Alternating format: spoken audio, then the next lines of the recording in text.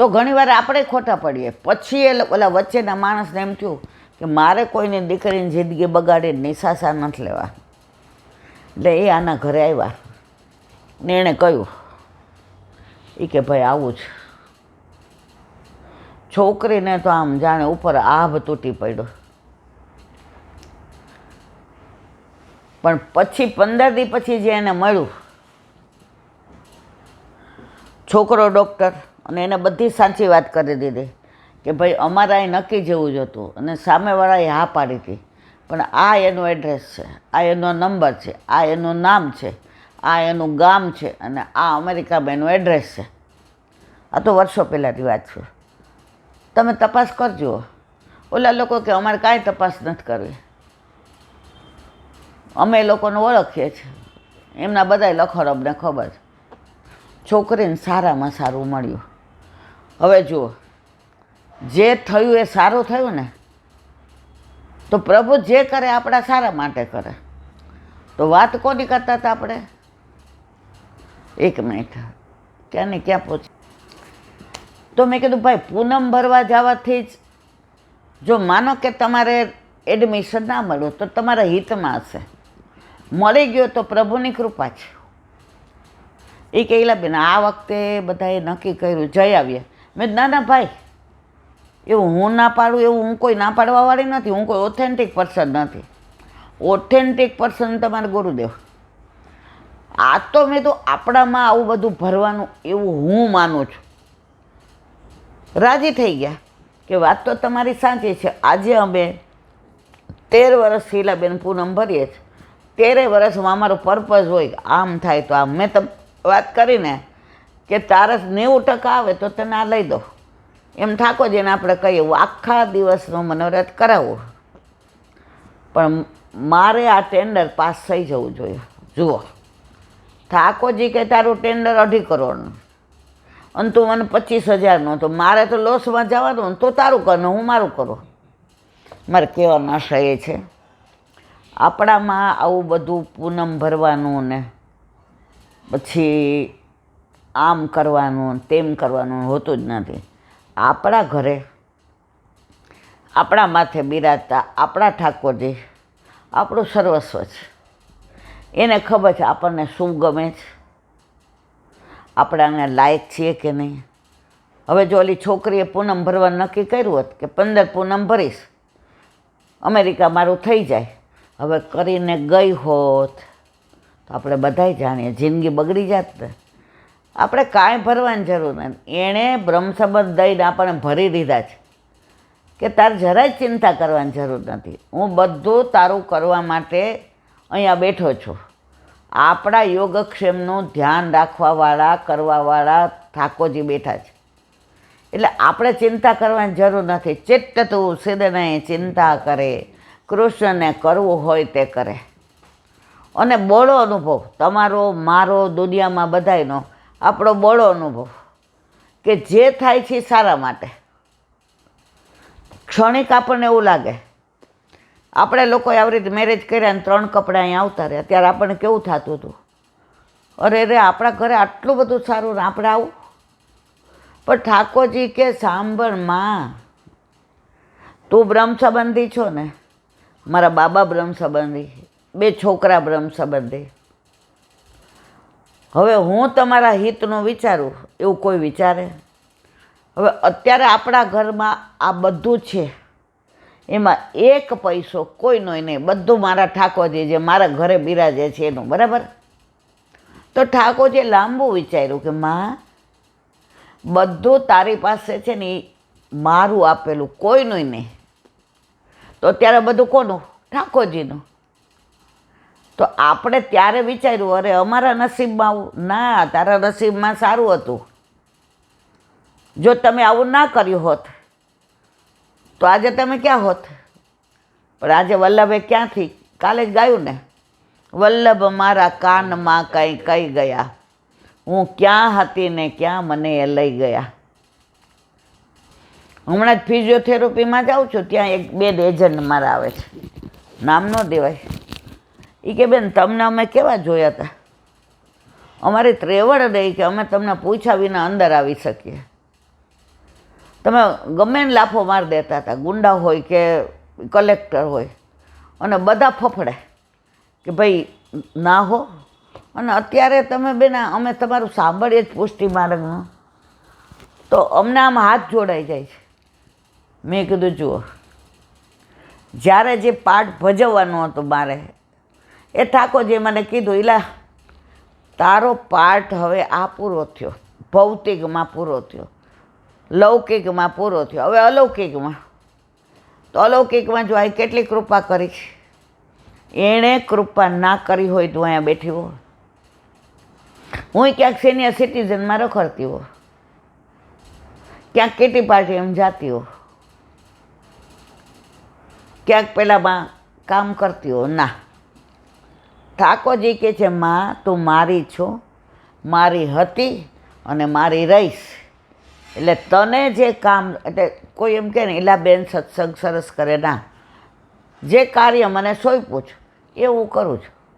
જો ત્યારે લૌકિકમાં મારી નોકરી જરૂરી હતી, સ્ટ્રગલ હતી, નોકરીથી છૂટીને ટ્યુશનમાંથી ઘરે આવીને જમીને છોકરાઓને રસોઈ કરીને જમાડી વાસણ ઘસી અને 9 થી 10 પાછી ટાઈપ ક્લાસમાં જાઉં. એટલે સાહેબ કે બેન તમને આવડે કલાક બેસો તો મારે 11 વાગ્યા સુધી ચાલુ હોય, કારણ કે ત્યારે 10માં ને 11 બધામાં ટાઈપનું હતું આપણા વખતે.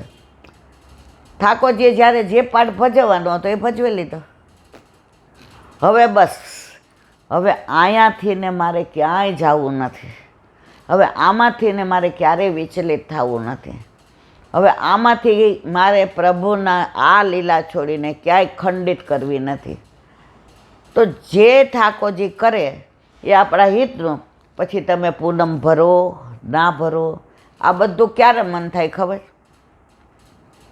આપણા ઘરે આપણા માથે બિરાજતા આપણા ઠાકોરજીમાં આપણને વિશ્વાસ ન હોય કે આપણા ઘરે નાના અને એ મોટા, આપણા ઘરે 100 વોલ્ટના અને ત્યાં 1000 ના, ઉલટાના આપણા ઘરે એક વધુ શું કામ? જો ત્યાં તો કેટલા ભીતરિયા,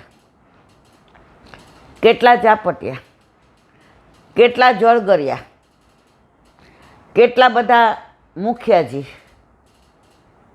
આપણા ઘરે મુખિયાજી આપણે, ભીતરિયા આપણે, જલગરિયા આપણે, પાત્ર કરવાવાળા આપણે, બીજું કોઈ ખરું? હવે આજે આ લોકો 2 PTMમાં ગયા હતા, તો હું ને તમે 2 ભીતરિયા, હું ને તમે 2 મુખિયાજી, અને કેવો આનંદ આવ્યો. મારે કહેવાનો આશય એ જ કે આપણા ઘરે બિરાજતા આપણા ઠાકોરજી આપણું સર્વસ્વ છે. ઘણાય મને એમ કહે કે ઈલાબેન અહીંયા મંદિર આવીએ ને ત્યારે હા સાહેબ. મેં કીધું કેમ? તમારા ઘરે ઠાકોરજી નથી બિરાજતા? એ કે એ તો ઠીક. અરે તારી ભલી થાય બેન, એ તો ઠીક. એટલે મને કે મારે તો જો કાંઈ પણ મનમાં એવું થાય ને કે આ તબિયત નહીં સારી, આજે BP વધી ગયું છે, કે આજે મારે આમ, તો હું અહીંયા આવીને કહી દઉં મંદિરે કે મારું આ કામ થશે ને તો હું પલનું કરાવીશ, મારા આમ થઈ જશે ને તો હું રાજભોગ કરાવીશ. તમે તમારા ઠાકોરજીને, એ કે આપણા ઠાકોરજીને તો આપણે રોજ આપણા ઠાકોરજીને ઘરે છે, આપણી ઈચ્છા પ્રમાણે કરે છે, આપણા વશમાં છે, એટલે એની કિંમત નહીં. અને અહીંયા તમારે અહીંયા એ ઠાકોરજીના વશમાં રહેવાનું, એ કેમ કરવાનું? તો એ તમને એવું ના હોય. મેં કીધું આપણા ઘરે બિરાજતા આપણા ઠાકોરજી જ આપણું સર્વસ્વ. અહીંયા તમારે કેવું પડે કે આમ કરી દો તો પલના, ને આપણા ઘરે કેવું પડે છે? આજે મને સાલમાં દાખલ કરી હતી, આપણે એને કહેતા હતા, એને ખબર તારે એને શું કરવાનું છે. બધાય કહે છે ઈલાબેન ભલે રિકવરી હજી ઉંમર પ્રમાણે થોડો શ્વાસ ચડે, હજી થોડું આ બધી દવાઓ લઈએ એટલે ઓલું શરીર વધતું જાય છે, આ તે બધું હોય એટલે. પણ ઠાકોરજીએ મને ત્યાંથી હોસ્પિટલથી ઘર ભેગી કરીને અહીં બેસાડીને, તો આ કોણે કર્યું? મારા માથે બિરાજતા મારા ઠાકોરજીએ, બાકી કોઈએ નહીં. કારણ કે મારું સર્વસ્વ એ જ. એમાં તમે ત્યાં ઓલા ICUમાં હતા એટલે ના પાડી કે સવારે 5 મિનિટ મળવાનું ને સાંજે 5 મિનિટ. તોય તમે સવારે 7:30થી બીજે દિવસ 7 વાગ્યા સુધી બેઠા રહેતા હતા.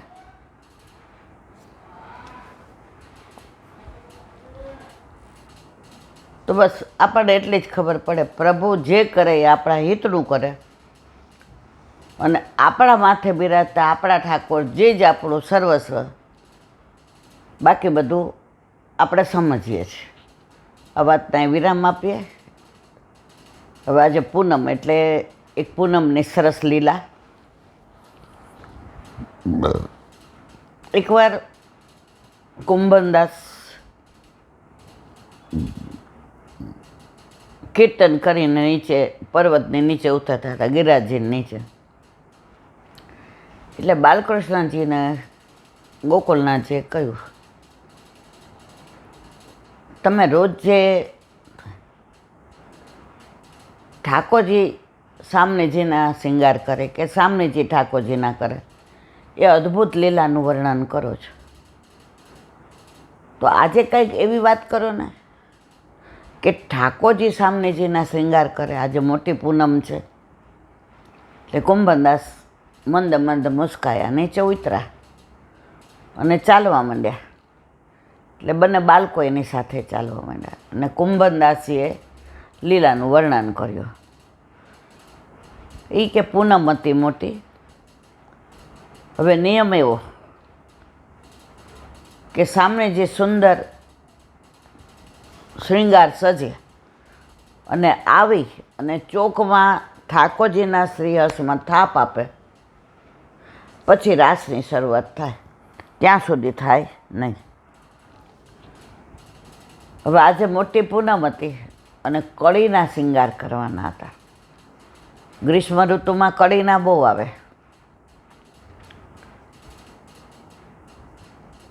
ઘણા વૈષ્ણવના હાથમાં એવી કળા કારીગરી હોય કે આપણને એમ થાય કે ઓહો, આપણે આમ એના હાથને ચૂમી લેવાનું મન થાય. અમારે મંદિરમાં એક બેન આવતા હતા, એની કળા કારીગરી એટલે આપણને એમ થાય કે આ લોકો જ આ કરી શકે, આપણું તો આપણે દર્શન જ થાય. તો એ ઠાકોરજી માટે શૃંગાર કરીને ઘરે જ લઈ આવે. બધાય મુગટ હોય કે ટીપારો હોય કે ભાગ હોય, ચૂંદડી હોય, પછી કર્ણફૂલ હોય, કંઠની માળા હોય, કંઠેશ્વરી હોય, અલકાવલી હોય, પછી ક્ષુદ્ર ઘંટિકા હોય, નુપુર હોય, અને ઠાકોરજીને ધરાવે ને આમ આપણી તો દ્રષ્ટિ જ ત્યાંથી ન જાય. તે કોકવાર આપણી ગાડીમાં આવે. એકવાર મેં કીધું તમારા હાથમાં તો આમ ઠાકોરજીએ કલા મૂકી છે, એટલે કે કલા નિધાન હોય. એટલે મેં કીધું પણ આટલા અને આટલી નાની નાની કળીઓ, કેટલી સાવ આટલી ઓલા મોતી જેવી.